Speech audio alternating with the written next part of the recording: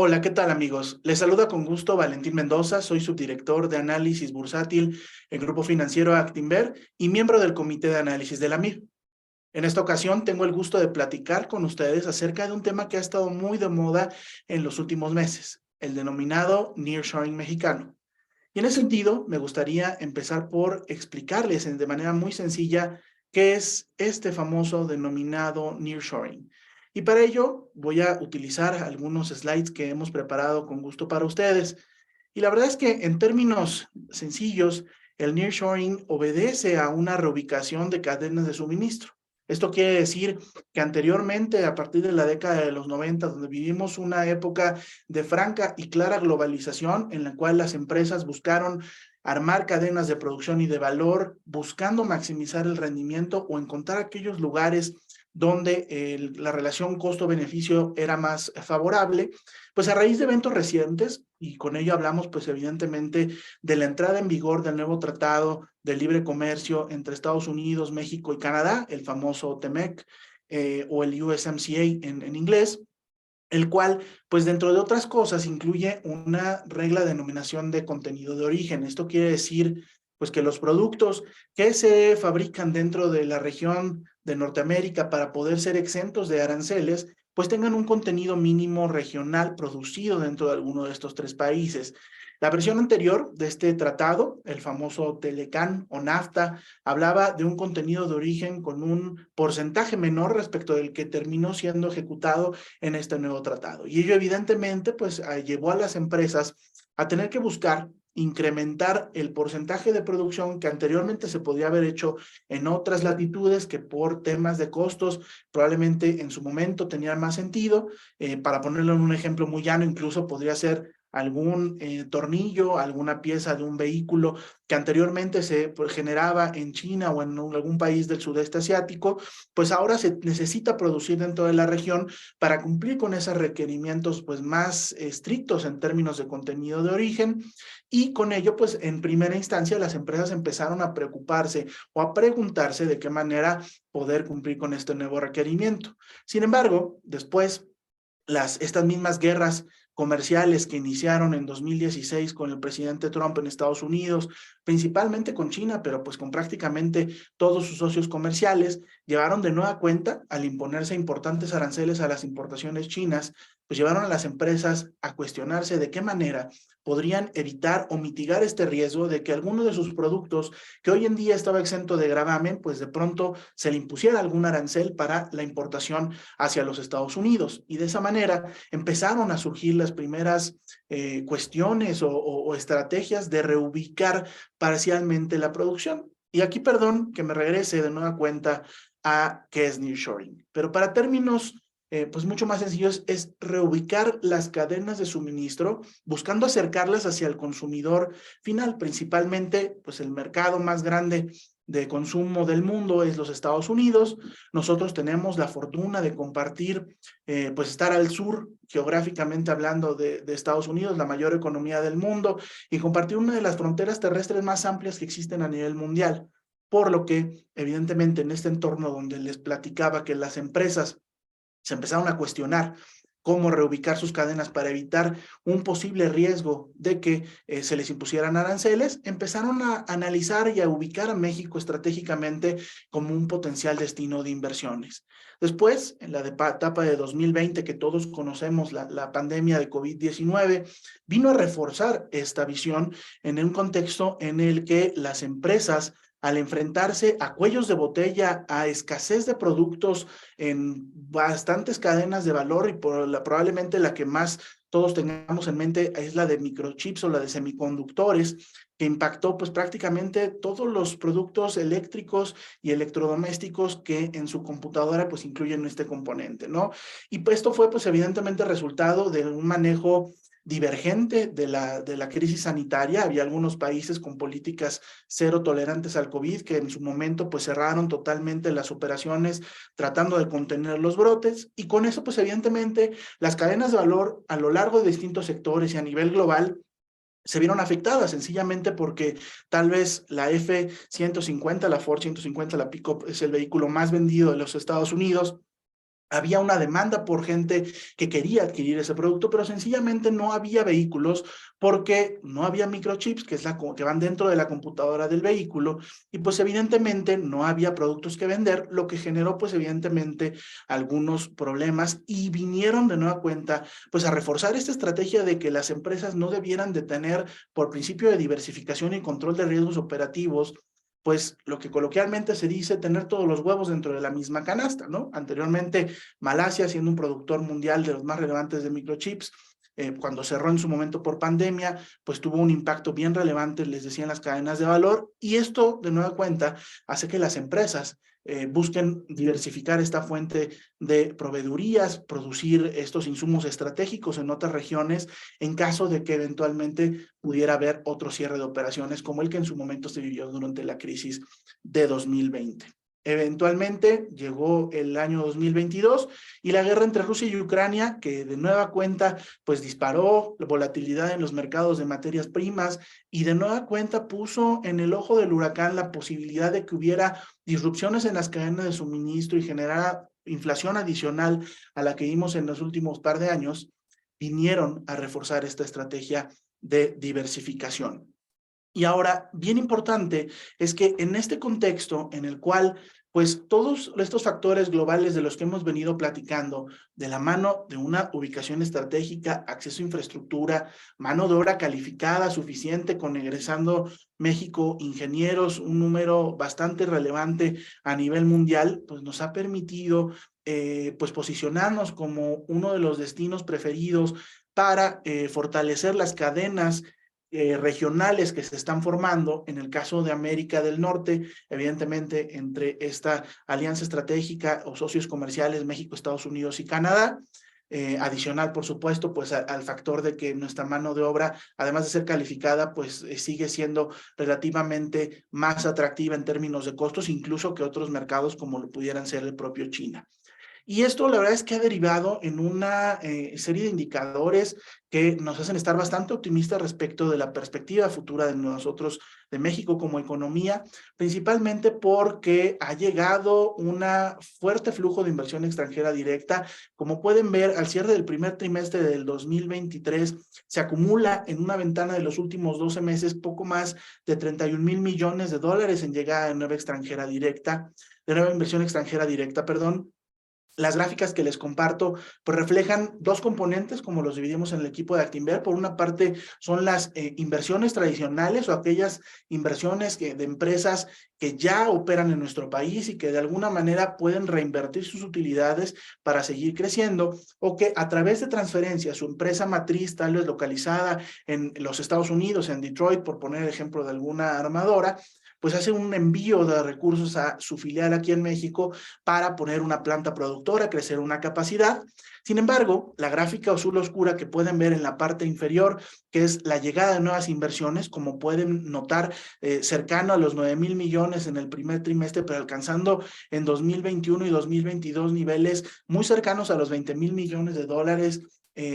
alcanzando niveles pues prácticamente igual de relevantes de los que vimos en el famoso Mexico's Moment de 2013, posterior a las reformas estructurales, pues han venido compensando un poco esta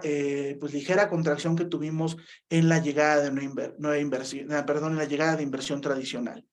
El resto de gráficas, esas gráficas de cuadritos que les comparto, lo que reflejan, pues es un poco cómo ha estado concentrada esta llegada de inversión extranjera, donde claramente el sector de manufacturas, con poco más de una tercera parte de las inversiones que están llegando a nuestro país, se ha posicionado como un sector estratégico en el cual evidencia, evidentemente, en nuestra opinión, que las empresas están buscando reubicar sus operaciones hacia nuestro país para producir bienes como los que en general nos hemos posicionado México de manera muy distinguida. Sin embargo, también otro sector que ha venido captando inversión extranjera de manera relevante, con cerca de un 15%, es el sector de transporte y logística, un sector que evidentemente se debería seguirse viendo beneficiado por las tendencias de nearshoring, en un contexto en el que si pensamos que eventualmente los vehículos Tesla que se produzcan en la planta de Santa Catarina en Nuevo León, pues en algún momento tendrán que exportarse a su mercado principal de consumo, decíamos los Estados Unidos, Y evidentemente esto se deberá hacer a través de medios terrestres o de medios aéreos o de medios marítimos.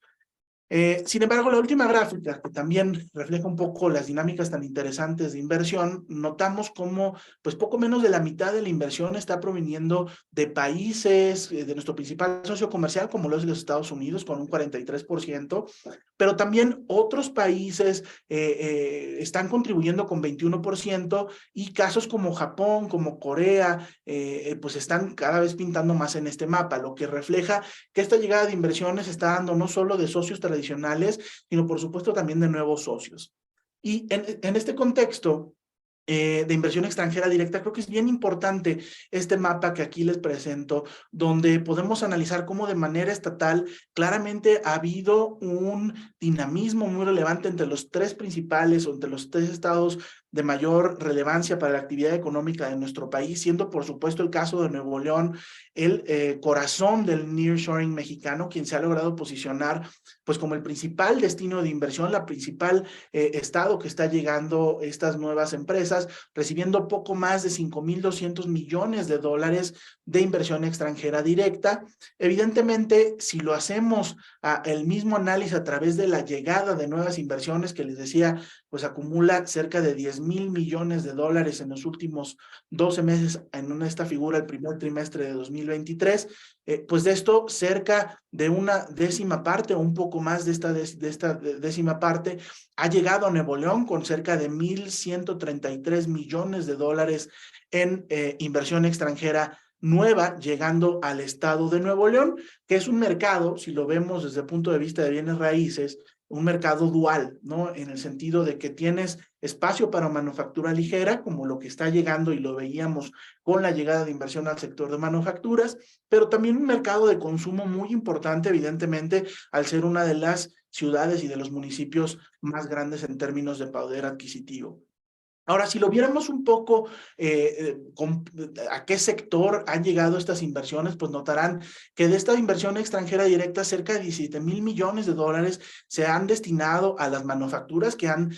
cambiado una tendencia de crecimiento o de decrecimiento en inversión extranjera a partir de 2021, alcanzando ese punto de inflexión y comenzando a crecer y revirtiendo la tendencia que anteriormente venían reflejando, y con ello, pues en manufacturas, cerca de 4,900 millones, casi 5,000 millones de dólares son los que estuvo capturando el estado de Monterrey. Y esto, la verdad, se ha reflejado en dinámicas bien interesantes, porque además del crecimiento potencial de la actividad económica que esto debería tener en los próximos años, a nosotros considerar que se trata de un ciclo transformacional para nuestro país, tan importante como en su momento fue la entrada del Tratado de Libre Comercio para México, pues ha llevado a que pensemos que México en los próximos 3, 5, incluso 10 años podría seguir en esta tendencia tan favorable de seguir recibiendo inversión extranjera con empresas buscando reubicar sus operaciones a nuestro país. Y esto ha llevado, la verdad, a las empresas a competir por espacio. Estamos viendo allá afuera cómo los indicadores del mercado industrial están reflejando estas tendencias. La gráfica de la izquierda que les muestro son las tasas de vacancia o qué porcentaje del total de espacio que hay disponible para arrendar está libre o que no está ocupado. Y como pueden notar, si nosotros hubiéramos platicado esto hace poco más de año y medio, habíamos encontrado que la tasa de disponibilidad o tasa de vacancia en Monterrey estaba en torno al 7%, mientras que al cierre del primer trimestre de 2023 tan solo había 1% de disponibilidad en el mercado de Monterrey, que además es uno de los más grandes, el más grande, perdón, dentro del mercado industrial. Y esto se da a pesar de que, como pueden ver en la gráfica de la extrema derecha, pues las empresas de bienes raíces han venido acelerando el paso para construir nuevo espacio industrial, tratar de dar, pues,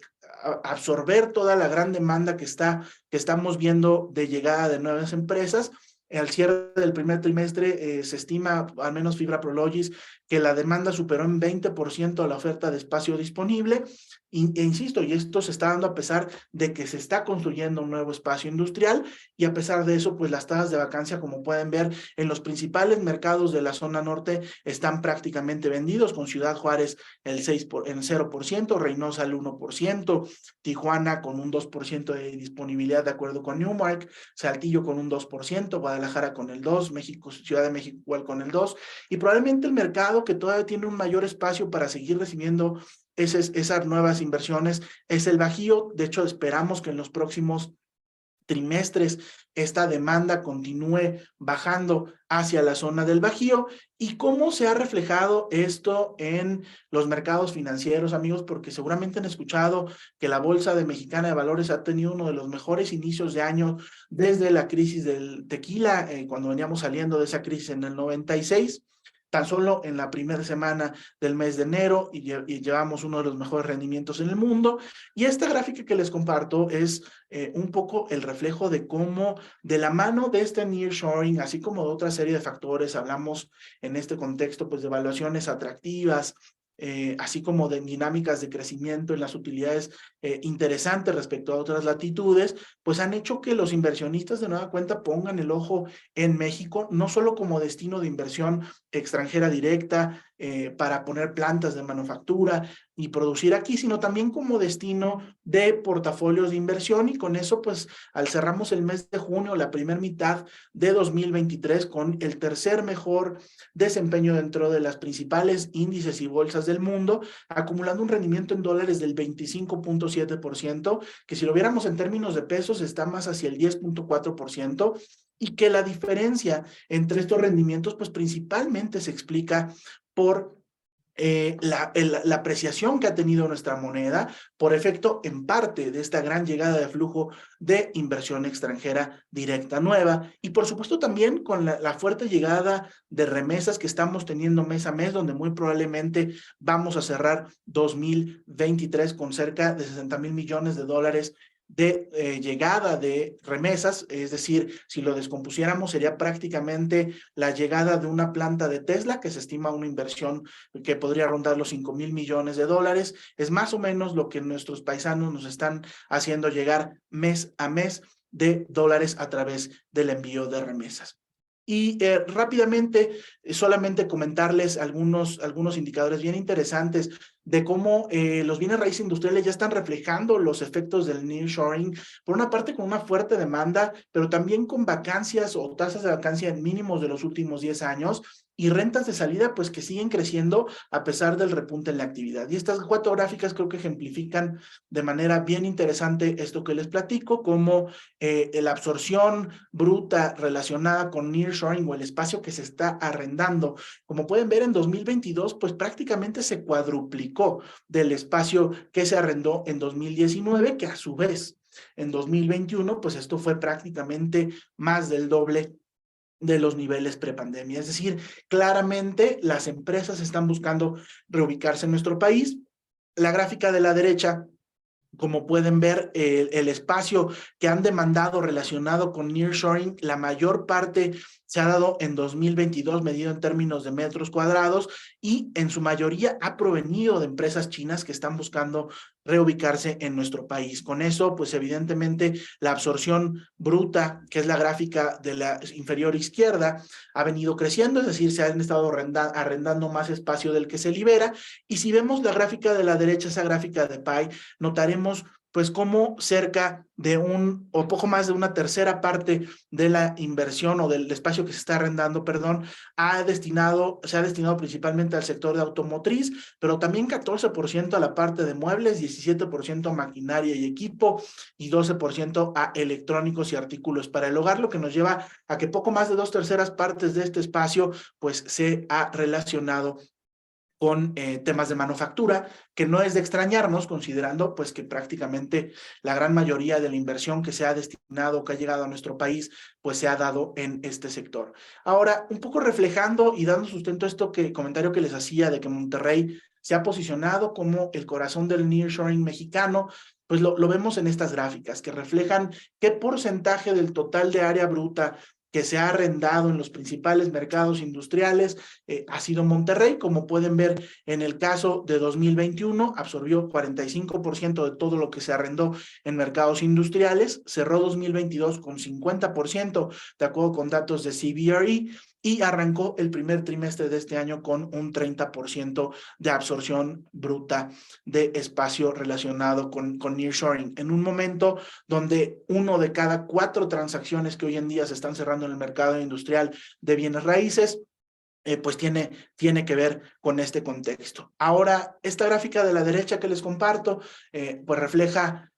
además de las tasas de disponibilidad que ya platicábamos, o las tasas de vacancia, cómo las rentas por metro cuadrado, por pie cuadrado, han venido repuntando muy por arriba de inflación, lo que pues ha derivado en un entorno muy favorable para los bienes raíces industriales, que se ha posicionado, digámoslo de paso, como uno de los sectores que se están beneficiando ya desde este momento en el que nosotros estamos hablando, amigos, de las tendencias de reubicación de cadenas de suministro, y que nos hacen pensar que la verdad es un sector ganador para los próximos años, en un contexto en el que varias de las valuaciones de los distintos nombres siguen siendo bastante razonables, algunas cotizando por debajo del valor neto de sus activos o lo que valen sus propiedades, si así lo quisiéramos ver. Y sobre todo con perspectivas de crecimiento muy interesantes, tanto por la parte orgánica como por la parte inorgánica. Con la parte orgánica, pensando en que estas rentas que vimos en la gráfica anterior, que han venido creciendo, en el caso de Monterrey, cerca del 40% del año anterior, tan solo en las rentas de salida de naves industriales, pues es las fibras, poco a poco, las fibras industriales como fibra Terrafina, fibra Macquarie, fibra Prologis, fibras diversificadas con un fuerte componente industrial como lo son Fibra Monterrey y Fibra 1, pues estarán capitalizando estas dinámicas conforme vayan venciendo sus contratos y los renueven a estas nuevas tasas de mercado que están consistentemente por arriba de las que tenían en sus contratos previos. Y esto es un poco de lo que le queríamos platicar. Soy Valentín Mendoza, subdirector de análisis bursátil en Actinver y miembro del comité de análisis de la MIB. Les agradezco mucho su atención. Nos escuchamos muy pronto.